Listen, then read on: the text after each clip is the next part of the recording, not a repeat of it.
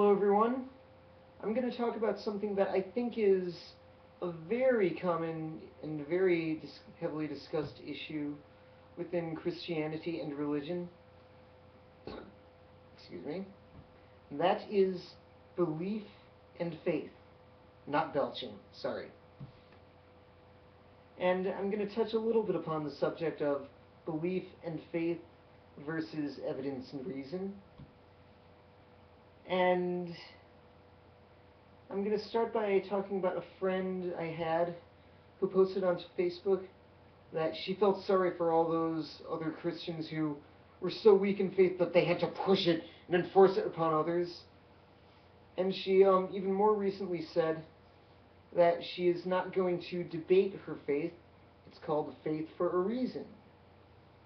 So I definitely like that.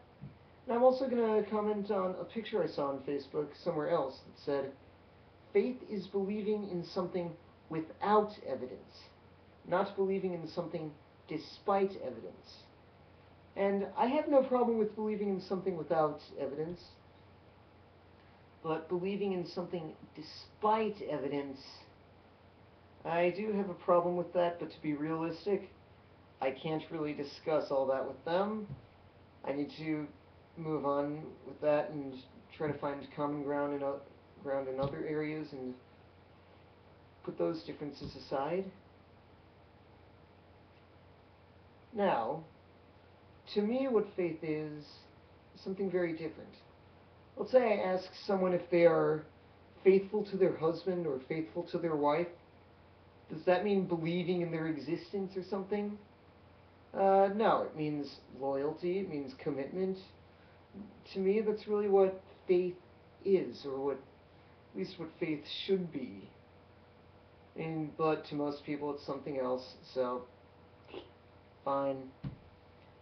And belief. From something I read, originally believing did not mean to think that this is true or to think that this was all a fact. I mean, religious people today are regularly known as believers, as if that's what they do. And I'll touch upon that in a little bit. But originally, believing meant to give one's heart to. Had nothing to do with thinking this was a fact or that was a fact or anything like that. However, that's not what it means today, and that's not what faith means today, to most people at least.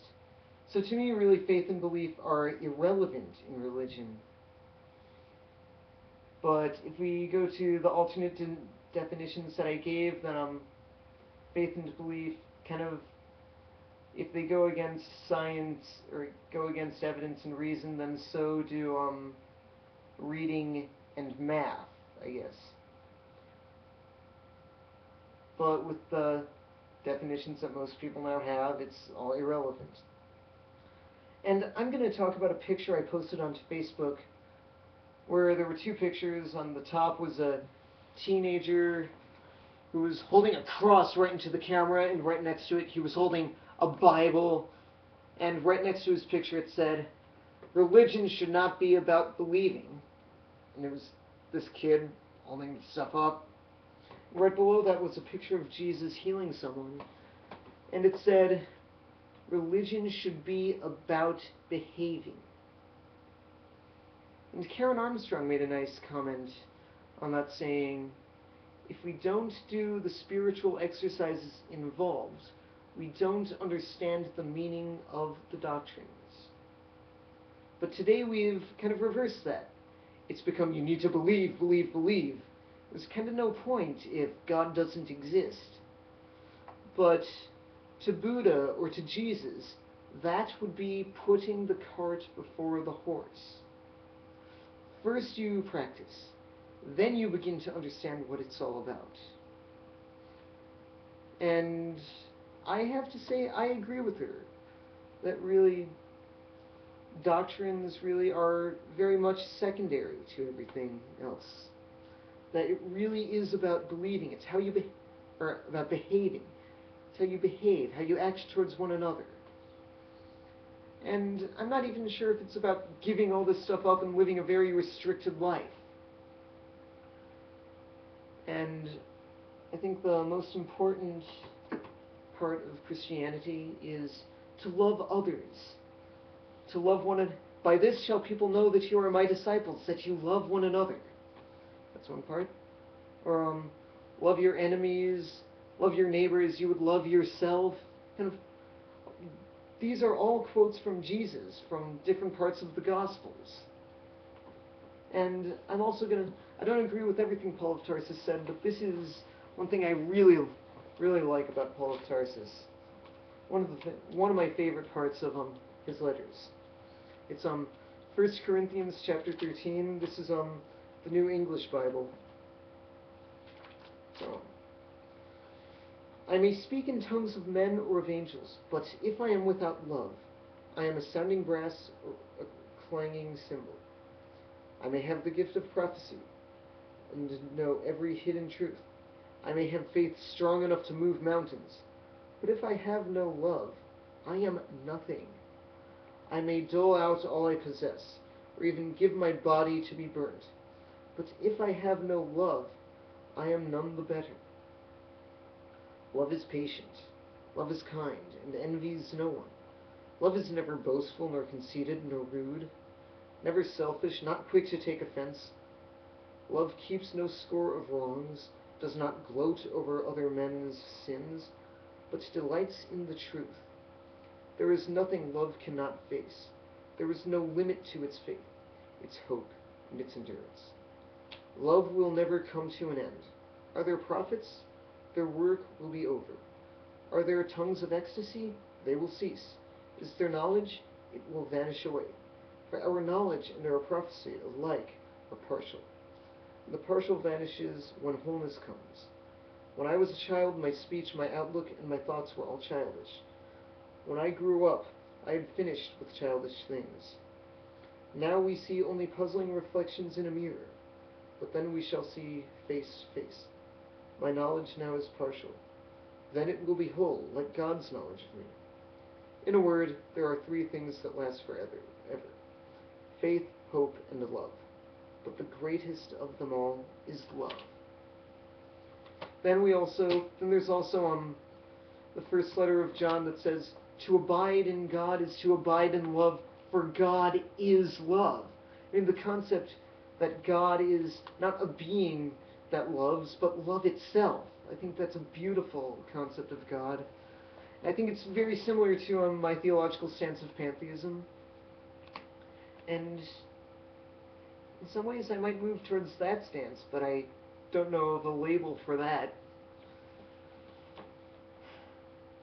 But I'm also going to comment on some other passages from the Bible, because to me, I said, religion is really about how people behave towards one another.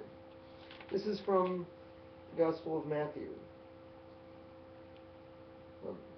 For when I was hungry, you gave me food. When thirsty, you gave me drink. When I was a stranger, you took me into your home. When naked, you clothed me. When I was ill, you came to my help. When in prison, you visited me. And Jesus' disciples talk about, well, we never did this. And then Jesus says, now I'm going to go back to reading another quote. I tell you this, anything you did for one of my brothers here, however humble, you did for me. I think it's a beautiful part of the Gospels, and I think it really has such great meaning. And there are definitely a lot of parts of the Bible that I do have issues with, and there's a lot of bigotry and such. But even in the Jewish texts, the Jewish scriptures, or as they're called, the Hebrew texts or the Old Testament, I'm going to go back to the good old-fashioned King James translation. This is Micah chapter 6, verse 8. He hath shewed thee, O man, what is good, and what doth the Lord require of thee, but to do justly, and to love mercy, and to walk humbly with thy God. Yeah.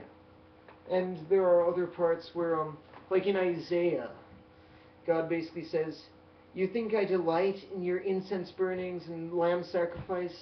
I don't care. Do kindness, love mercy, justice.